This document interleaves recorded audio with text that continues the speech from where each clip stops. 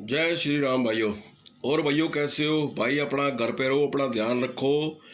Corona की समस्या आगे और विकट होती जाएगी। WHO की लेटेस्ट रिपोर्ट के अनुसार जो कोरोना है ये अभी करीबन 1.5-2 साल तक चलेगा और हमारे देश के अंदर समस्या आगे आगे और विकट होगी।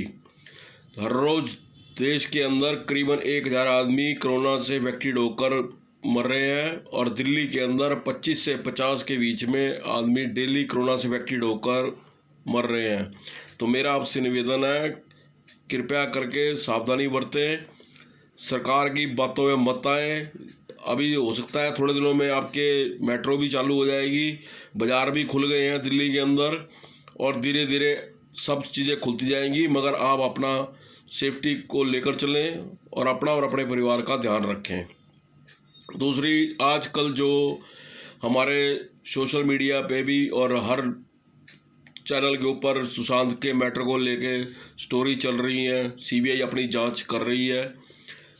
मैंने पहले भी कहा था कि यदि अगर पठानी को 3rd डिग्री के देकर पूछताछ कर ली जाए तो खाली सुशांत के केस की कड़ियाँ ही नहीं, दिशा के केस की कड़ियाँ भी सारी की सारी खुल जाएंगी, क्योंकि दिशा का सुसाइड का मामला और सुशांत का सुसाइड का मामला दोनों एक दूसरे से जुड़े हुए हैं और इस केस की तारें जाएंगी बॉलीवुड के बड़े बड़े हीरो तक और पॉलिटिक्स के अंदर उद्धव ठाकरे के बेटे तक इसकी कड़ियाँ जुड़ी हुई हैं।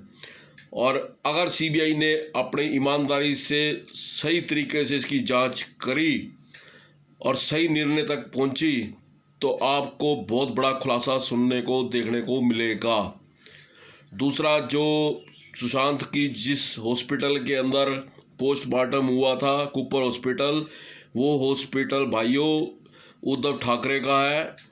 महाराष्ट्र के अंदर 99% hospital, school, college, engineering college, अपना शुगर मिलें सब नेताओं की हैं, चाहे वो कांग्रेस के हों, चाहे वो BJP के हों, चाहे वो शिवसेना के हों, क्योंकि सब ने देश को लूटा ही है, किसी ने देश सेवा में करके नहीं लाए, सब देश लूट लूट के इन्होंने प्रॉपर्टी में पैसा खूब बनाया है।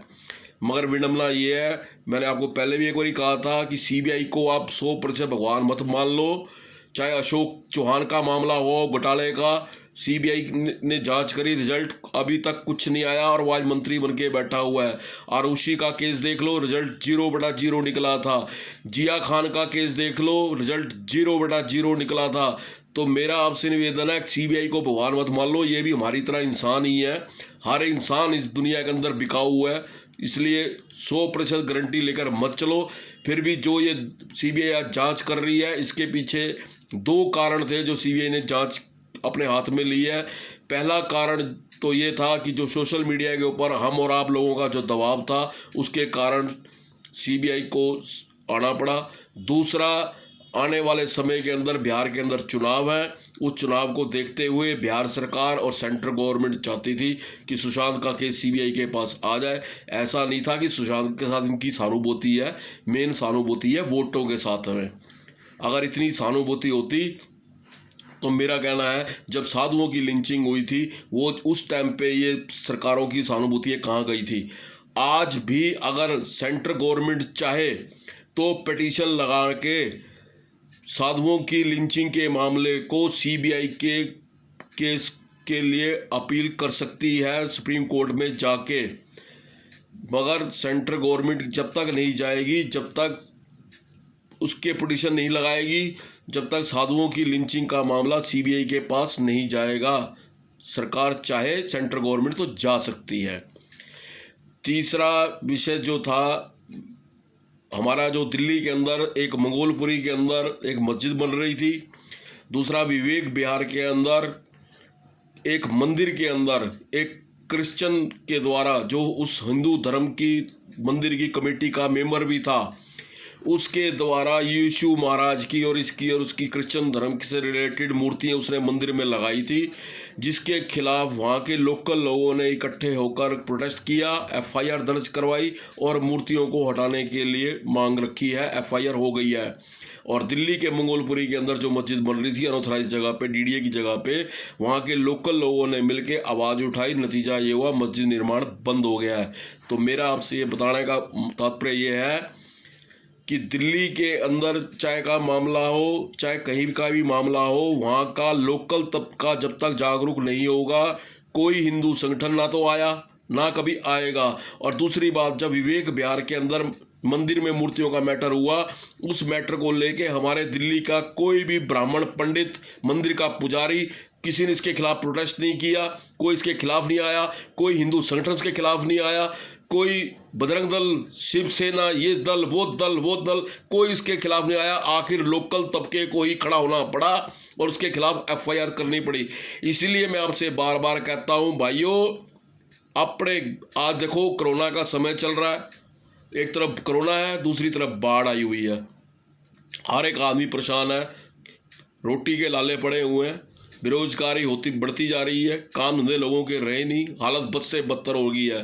तो मेरा आपसे निवेदन है, कृपया करके अपने आसपास, अपने क्षेत्र के अंदर भाईचारा बना के रखें, एक दूसरे से प्यार मोहब्बत से रहें, एक दूसरे की दुख सुख में उसकी मदद करें, हो सके किसी को कोई छोटा मोटा काम दिलवा दें, हो सके उनकी कोई मदद कर दें, हो सके कुछ भी नहीं हो सकता तो कृपया करके प्यार मोहब्बत से रहे, यही तुम्हारे काम आएगा। और तीसरा, मैं आपको मैसेज के थ्रू भी बता दिया था कि हमारे जो अभी मैंने एक वीडियो भी डाली थी आपके पास में कि जिसके अंदर जी न्यूज़ के अंदर डिबेट चल रही थी, शाहनवाज हुसैन को बड़ी तकलीफ हुई थी कुरान की आयतों को सुनने के बाद में, क्योंकि सच बहुत कड़वा होता है, हर एक कोई नहीं सुन सकता। तो मेरा आप सबसे निवेदन है, मैं आपको बार बार कहता हूँ भाई, जब आप हिंदुत्व के मुद्दे को लेकर चलते हो ना, तो कृपया करके भाजपा, आम आदमी, कांग्रेस, फलाना ढिमकाना, इनके गीत मत गाया करो। इनके गीत गाते हो जब ही आपस में हमारे में फूट पड़ती है। क्यों? क्योंकि आप किसी पार्टी के, दूसरा किसी पार्टी का, तीसरा किसी पार्टी का, तो हमारी विचारधारा जब आपस में नहीं मिलेंगी तो हमारे में क्लैशेस बढ़ेंगे, हमारे में लड़ाई भी होएगी। मगर मैं आपसे निवेदन करता हूँ, कृपया करके पॉलिटिक्स को बीच में मत लाया करो। सब पार्टियाँ एक सी थाली की चट्टे बट्टे हैं। दिल्ली के अंदर मैंने आपको एक एक बात को मेरी आज नोट कर लेना, मैं कई महीनों से बोल रहा हूँ, जब दिल्ली के चाहे दंगे हुए हों, चाहे फैज का मामला हो, चाहे सहज का मामला हो, मैंने सब मामलों के अंदर एक एक बात आपको जो बताई थी वो बिल्कुल सत्य की कसौटी में खरी उतरी है। आज मैंने उस टाइम भी कहा था कोई गिरफ्तार नहीं होगा भाई, कोई गिरफ्तार नहीं होगा, और वो बात सच होगी आपके सामने। मेरा मकसद ना तो किसी पार्टी को ठेस पहुंचाना है, ना किसी पार्टी की विचारधारा वाले को ठेस पहुंचाना है। मेरा मकसद सिर्फ सोए हुए हिंदुओं को जगाना है, और हिंदू जो सोए हुए उनके यहाँ चोट मारनी है। और अगर कुछ हिंदुओं में से कुछ हिंदू ऐसे हैं जो सेकुलरवादी बनते हैं या हिंदू मुस्लिम भाईचारा की बातें करते हैं, अगर उनको कोई तकलीफ होती है तो मेरे को कोई तकलीफ नहीं है। कल ही करीना कपूर ने जो उनकी आने वाली फिल्में हैं, मेरे को फिल्मों का इतना आइडिया नहीं होता, ना मैं देखता हूँ जो भी फिल्में आ रही हैं, नहीं, करीना कपूर ने सोशल मीडिया पे आगे क्लियर कहा है, हम किसी को बुलाने ना तो गए आज तक फिल्म देखने के लिए, ना किसी को बुलाने जाते हैं और ना किसी को बुलाने जाएंगे। किसी की इच्छा हो आए फिल्म देखने, जिसकी ना इच्छा हो ना आए। सत्य का है, उसने जो जूता ये हमारे मुंह पे मारा है ना, उसका कहना बिल्कुल सत्य था। क्योंकि फिल्में देखने हम ही जाते थे, अपना आइडियल हम ही बनाते थे, अपना हीरो हम ही मानते थे, मेरा अमिताभ बच्चन, मेरा फलाना, मेरा ढिमकाना, सब कुछ पर्दे खुल रहे हैं, पता लग रहा है कौन कितना तुम्हारे करीब है, कौन तुम्हारे लिए अच्छा है, कौन तुम्हारे फेवर में है, कौन तुम्हारे अगेंस्ट है।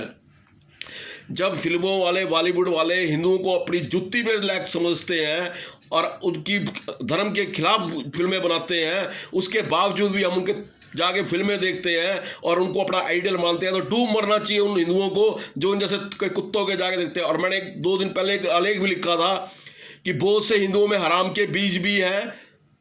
तो मैं आप बता देता हूँ, हराम के बीज बहुत से बंदे अक्सर मेरे से पूछते रहते हैं, भाई जी किसको कहते हो राम के बीज, कौन होते हैं राम के बीज? तो भाई जब ये नई फिल्में रिलीज होंगी ना, जाके देख लेना पिक्चर हॉलों के बाहर में जो हिंदू खड़े होंगे ना, समझ लेना यही है राम के बीज। यही है राम के बीच जो फिल्में देखने आ रहे हैं, ठीक है ना भाइयों। और मेरा आपसे निवेदन है भाई, मेरी आप वीडियो मत आगे शेयर किया करो, मेरे मैसेज मत शेयर किया करो, मेरी कोई बात मत शेयर किया करो, मेरे को मतलब भी नहीं है, मगर मेहरबानी करके अपने अपने ग्रुपों में, अपने अपने क्षेत्र में, जहां भी आप रहते हो, अपनी आवाज उठाया करो, अपने अपने माध्यम से इस बातों को बताया करो, एक दूसरे को जागरूक करो। सोशल मीडिया पे बैठ के कुछ नहीं होगा, कोई आपका कल्याण नहीं होगा। कोई भी सोशल मीडिया का, व्हाट्सएप का, फेसबुक का, फलाना दल, ये दल, ये ढिमकाना दल, वो दल, ये दल, कोई आपके काम नहीं आएगा। आस पड़ोस मोहल्ले में भाईचारा बना के रखो, 5-10 भाइयों के साथ जुड़ के रहा करो, पड़ोसी पड़ोसियों का हालचाल पूछा करो। एक पड़ोसी से तुम बना के नहीं रख सकते, गली में 4 भाइयों से तुम बना के नहीं रख सकते, उसकी निंदा, इसकी निंदा, उसकी निंदा, इसकी निंदा, फिर कहते हो हम हिंदू भाईचारा रखना चाहते हैं, हिंदू एकता रखना चाहते हैं। हिंदू एकता जब भी होगी भाई, प्रैक्टिकली आप करो, जमीनी स्तर पे उतरो, अपने आस पड़ोस मोहल्ले में भाईचारा बना के रखो और एक दूसरे की मदद करो। जय श्री राम।